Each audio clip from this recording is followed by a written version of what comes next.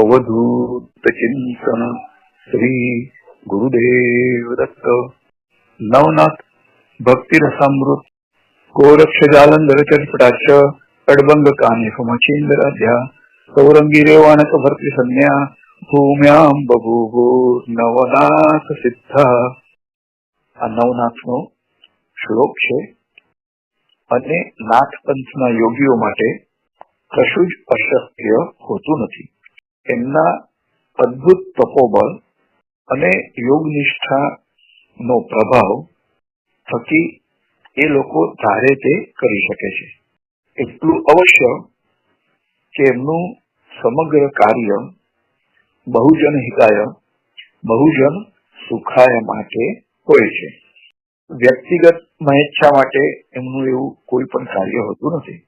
નવનાથ ભક્તિ રસામૃત અધ્યાય 33 પૂર્વાર્ધ સિદ્ધ ચૌરંગીનાથ અને અડબંગનાથ ની તપશ્ચર્યા। પ્રયાગ તીર્થના રાજા ત્રિવિક્રમ જેવા પરમ હિતેચ્છી અને પરોપકારી રાજવીની પૃથ્વી પર હજુ પણ જરૂર છે, એટલે જ એમના મૃતદેહમાં પ્રવેશ કરીને સમર્થ ગુરુ મત્સ્યેન્દ્રનાથે એમના દેહના માધ્યમથી પરમાર્થ કાર્ય ચાલુ રાખ્યું છે। તો આગળના અધ્યાયમાં આપણે જોઈ ગયા કે મુનિવર મત્સ્યેન્દ્રનાથ એમને ત્રિવિક્રમ રાજાના મૃતદેહમાં સંચાર કર્યો છે અને ગોરક્ષને સ્નાન ધ્યાન સંધ્યા આદિ કર્મોનું સાતત્ય જાળવી રાખવા માટે તીર્થયાત્રાએ મોકલી આપ્યા છે। તો સાધુ તો ચલતા ભલા, એટલે સંત પુરુષો હંમેશા એક જ સ્થળે રહેતા નથી અને તેઓ વિચરણ કરીને અનેક લોકોનો ઉદ્ધાર કરે છે। ગોરક્ષનાથ નાના મોટા શહેર કસ્બા ગામડાઓ ફરતા ફરતા તેઓ અનાયાસે ગોદાવરી નદીને કાંઠે આવી પહોંચ્યા છે અને આગળ જતા ગોદાવરી કાંઠે ભામાનગર નામે એક નગરમાં આવી પહોંચ્યા છે। એ પહોંચતા પહેલા એક ઘોર જંગલમાંથી હતા ત્યારે તેમને સખત ભૂખ લાગી છે અને પેટમાં જઠરાગ્નિની જ્વાળાઓ લપકારા મારતી હતી। ગામ હજુ એકાદ યોજન દૂર હશે। ભૂખ થાક અને તરસને લીધે એમનું શરીર એકદમ અશક્ત બની ગયું। એવામાં ચાલતા ચાલતા અચાનક એમને આજુબાજુના ખેતરો દેખાયા, એટલે એમને ખાતરી થઈ કે આટલામાં જ ક્યાંક ખેડૂત હોવો જોઈએ। લીલીછમ મબલક ખેતીવાડી વચ્ચેના રસ્તા પરથી તેઓ પસાર થતા ગોરક્ષનાથે એક સ્થળે એક નાના 10 વર્ષના કૃષિબાળને બપોરના ભોજનની તૈયારી કરતા એમણે જોયા છે। એનું નામ હતું માણિક। થાળીમાં ભોજન પીરસીને એ કોળીઓ મોંમાં મૂકવા જતા હતા, એટલામાં જ ગોરક્ષનાથને તેની પાસે આવીને અલોક નિરંજન એમ પોકાર કર્યો છે। તો નાનકડો ખેડૂત બાળ અવાજ સાંભળીને જમતા અટકી ગયો અને કોળીઓ થાળીમાં પાછો મૂકીને બે હાથ જોડી મુનિને વંદન કરવા લાગ્યો। ઓમ નમો નારાયણાય। મહારાજ, આપ કોણ છો અને આવા પ્રખર તાપમાં તમે ક્યાં ચાલી નીકળ્યા છો? તો બાળકના આદરપૂર્વકના વાક્યો સાંભળી ગોરક્ષનાથ હરખાયા છે અને પ્રેમથી કહેવા લાગ્યા કે હે વત્સ, હું તપસ્વી છું અને મને ખૂબ કકડીને ભૂખ લાગી છે અને આ તરફ તારા ખેતર તરફ હું આવી ચડ્યો છું. તારી પાસે જો કઈ ખાદ્ય પદાર્થ મને આપવા માટે હોય તો મને તું ભિક્ષા આપ, જેથી હું મારી ભૂખ કરી શકું. તો ગોરક્ષની પ્રેમસભર વાણી સાંભળી બાળક બહુ જ ખુશ થઈ ગયો અને કહેવા લાગ્યો કે હે મહારાજ શ્રી, તમારી વાત તદ્દન મારા મનની લાગણી અનુરૂપ છે. પાત્ર પીરસેલું તૈયાર છે, સુખેથી તમે ભોજન સ્વીકારો. અને પછી ત્યાંથી તરત ઉભો થઈને પતરાવાળી પીરસી એને દીધી છે અને બાજુમાં માટીનો ઘડો પાણી ભરીને મૂકી દીધો છે.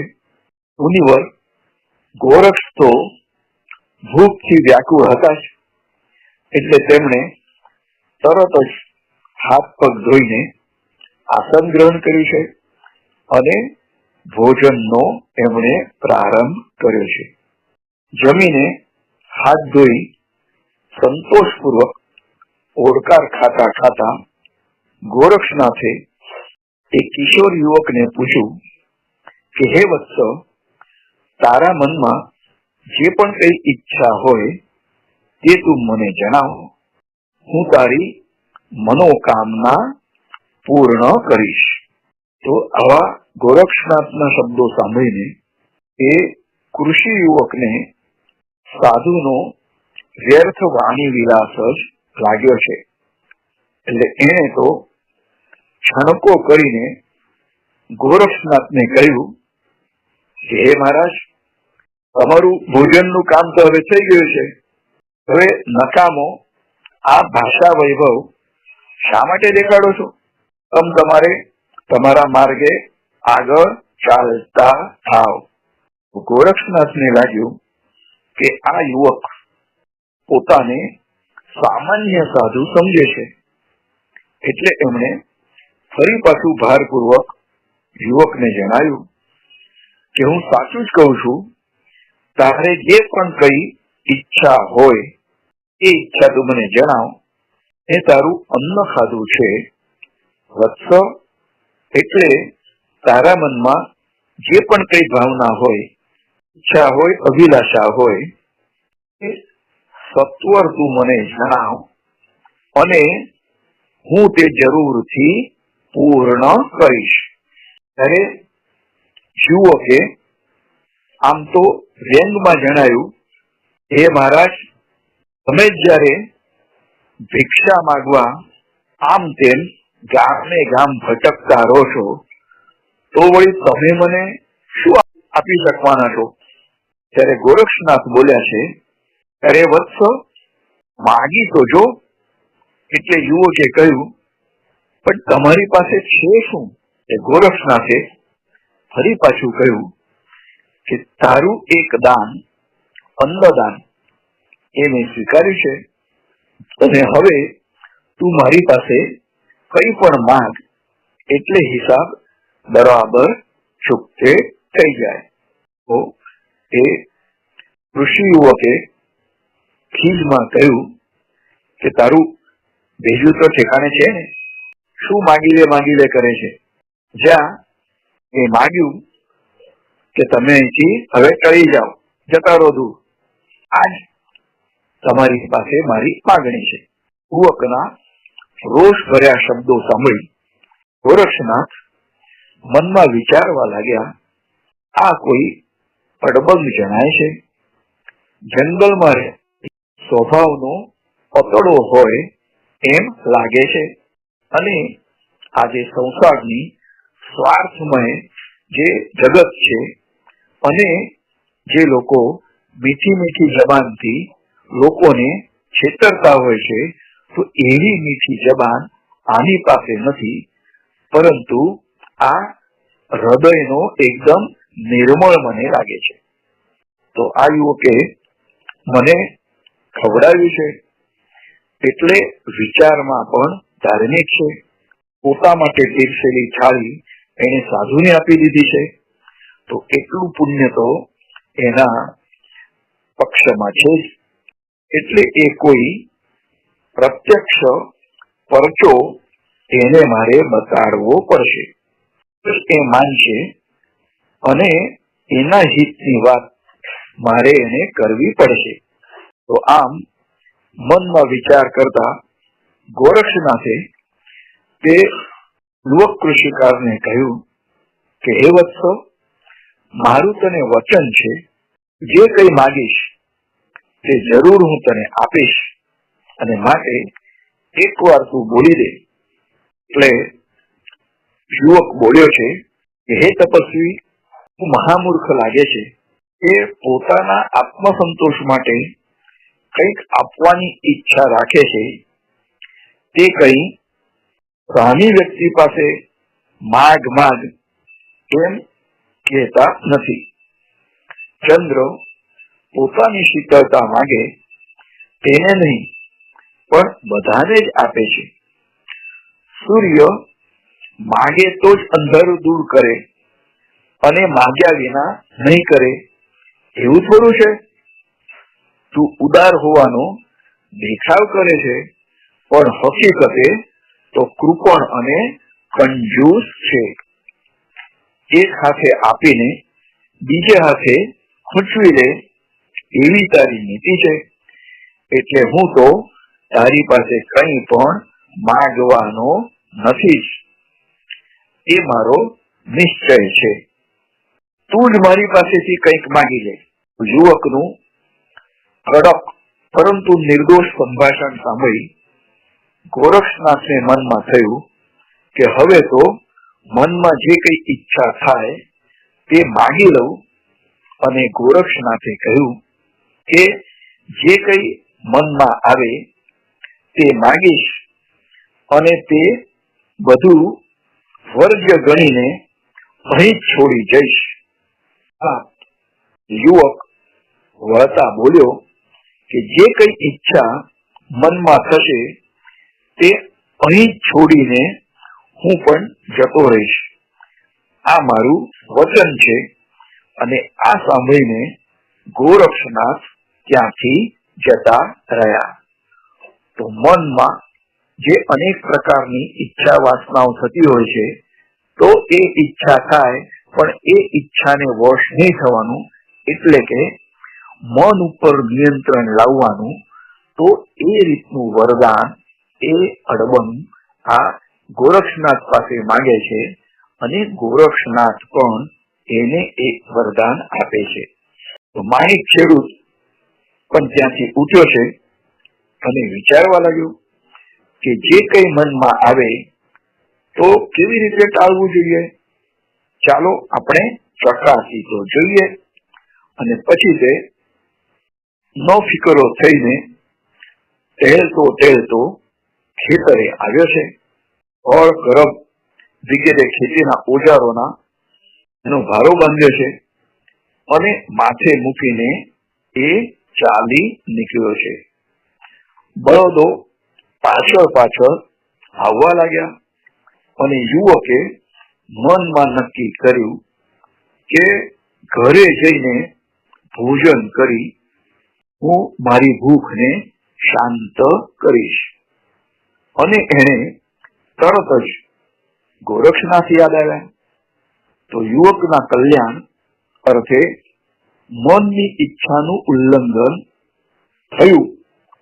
તું મને ઘરે જવાનો વિચાર આવે છે, તો તેનાથી ઉલટું જ મારે કરવું જોઈએ અને અહીંથી જ મારે થોભી જવું જોઈએ. ખરેખર ખેડૂત યુવક માથા પર ઓજારોનો ભાર સાથે ત્યાં જ જમીન પર ઉભો રહીને ઊંઘવા લાગ્યો છે કે નિદ્રાનું આવરણ થઈ ગયું. યુવક મનમાં હરિસ્મરણ કરવા લાગ્યો છે. હરિ બોલ હરિ બોલ હરિ હરિ બોલ, મુકુંદ માધવ કેશવ બોલ. હરિ બોલ હરિ બોલ હરિ હરિ બોલ, મુકુંદ માધવ કેશવ બોલ. તો હરિસ્મરણ કરતો રહે છે, આંખો બીજાયેલી છે અને પાપણ ઉપર ચિંતાનો ભાર છે. મનમાં ઈચ્છા થઈ કે શરીરનું અંગ હું હલાવી લઉં, પણ કઈ હાલી શકાતું નથી. એકદમ સ્થિર થઈને ઉભો રહ્યો છે. પવન સાથે ઉડી આવતા ઝાડના પાંદડાનું ભક્ષણ કરવાની ઈચ્છા થઈ અને એનાથી ઉલટી ક્રિયા કરવી જોઈએ, એટલે પછી એ પાંદડાને પણ તે ખાવા માટે એને મના પોતાના મનને કરી છે. ફક્ત વાયુની લહેરીઓ જ મોં પર અથડાઈ રહી છે અને એ જ એનો આહાર બની ગયો છે. તો એને લીધે યુવકનું શરીર તદ્દન નિર્બળ અને કૃશ થઈ ગયું. શરીરમાંથી લોહી માત્ર ઉડી ગયું અને ફક્ત હાડકાનો માળો જ એ રહ્યો. હોઠે હરિનું નામ મંત્ર જપ ચાલુ છે અને ભોજનમાં વાયુ ભક્ષણ છે. આમ અખંડ નામ સ્મરણ એ માણિક કૃષિવલનું ચાલુ છે. તો પૂર્વેના જમાનામાં આપણે પુરાણોમાં કથા આવે છે કે અમુક ઋષિએ ફક્ત વાયુ ભક્ષણ કરીને આટલા વર્ષો સુધી તપસ્યા કરી. તો એવી તપસ્યા આ કળિયુગમાં આ માણિક કૃષિવલ એ કરી રહ્યો છે. આ તરફ ગોરક્ષનાથ બદ્રિકાશ્રમમાં આવી પહોંચ્યા અને ગુફામાં જઈને તપાસ કરી તો ચૌરંગી બાજટ પર બેસીને શિર પર અધ્ધર શિલાખંડ તરફ એકી ટસે જોઈ રહ્યો છે. એની નજર ત્યાંથી ખસતી જ નથી, કારણ કે જો ખસે તો એ શિલા પોતાના માથા પર પડે એવું ગોરક્ષનાથે એને એક વખત બતાડી દીધું હતું. આથી એની નજર એકદમ સ્થિર છે. મુખમાં હરિહરનો અખંડ જાપ ચાલુ છે. ઓમ ગુરુ ગુરુ ઓમ અલખ નિરંજન ઓમ ઓમ ઓમ ગુરુ ગુરુ ઓમ અલખ નિરંજન ઓમ ઓમ અલખ નિરંજન ઓમ ઓમ અલખ નિરંજન ઓમ ઓમ ઓમ ગુરુ ગુરુ ઓમ અલખ નિરંજન ઓમ ઓમ. તો ઓમકાર સ્વરૂપ, અલખ સ્વરૂપ અને નિરંજન સ્વરૂપ એ પરમાત્માનો એ નામ મંત્ર જપી રહ્યો છે. ચામુંડાએ રોજ રોજ આણી આપેલા ફળોનો મોટો ઢગલો ત્યાં સૌરંગીની આજુબાજુ થઈ ગયો છે, પરંતુ એ ખાવાની ઈચ્છા સૌરંગીને થતી નથી. કે ખાતા ખાતા ક્યાંક મારી નજર એ જો શિલા પરથી એ દૂર જાય અને એ શિલા માથા ઉપર ભટકાઈ જાય અને મૃત્યુ થાય, એના કરતા આપણે કોઈ પણ આહાર કરવો નથી અને ફક્ત વાયુ ભક્ષણ કરીને આપણે હરિનું સ્મરણ ચાલુ રાખવાનું છે. તો ફક્ત વાયુનો જ આહાર કરી શરીરને ટકાવી રાખ્યું છે. અને આ તો અમર થવા વાળા આ બધા વ્યક્તિત્વની વાત છે. તો તેઓ કશું ખાય કે ના ખાય છતાં પણ એમનું શરીર તો એ દીર્ઘકાળ સુધી ટકી જ રહેતું હોય છે. તો સૌરંગીની અવિરત તપ સાધનાથી ગોરક્ષનાથ બહુ જ પ્રસન્ન થઈ ગયા અને ફળોના ઢગલા ખસેડીને સૌરંગીને એમણે બહાર કાઢ્યો છે. અસ્થિ પિંજર સમાન દેહ થઈ ગયો છે. ચામડી હાડકાને ચોંટી ગઈ છે અને ગોરક્ષનાથે કૃપા દ્રષ્ટિ કરીને સૌરંગીનો દેહ દિવ્ય અને તેજોમય બનાવી દીધો છે. શરીરમાં શક્તિનો સંચાર થતા જ ભાવ વિભોર સૌરંગીએ ગોરક્ષનાથને સાષ્ટાંગ દંડવત પ્રણામ કર્યા છે અને ગદગદ કંઠે કહ્યું કે હે ગોરક્ષનાથ, આપના દર્શનથી હું કૃતાર્થ થયો છું અને હવે હું સનાથ બન્યો છું. ગોરક્ષનાથે ચૌરંગીને માથે હાથ મૂકીને આશીર્વાદ આપ્યા અને પછી પ્રેમભીનું આલિંગન આપ્યું છે. ગુરુ શિષ્ય બંનેની આંખોમાં હર્ષાશ્રુ રહેવા લાગ્યા છે અને ગોરક્ષનાથે પછી ચૌરંગીને પૂછ્યું કે વત્સ, તપાનુષ્ઠાન તારું કેવું રહ્યું? ત્યારે ચૌરંગીએ સસ્મિત વદને કહ્યું કે હે ગુરુ મહારાજ, મને કઈ જ ખબર નથી. મારું તો લક્ષ્ય કેવળ અધ્ધરશિલા પર જ હતું અને તમે ચામુંડાને પૂછી જુઓ. પછી ગોરક્ષનાથે ચામુંડાને બોલાવ્યું છે અને ચૌરંગીનો વૃત્તાંત પૂછ્યો છે.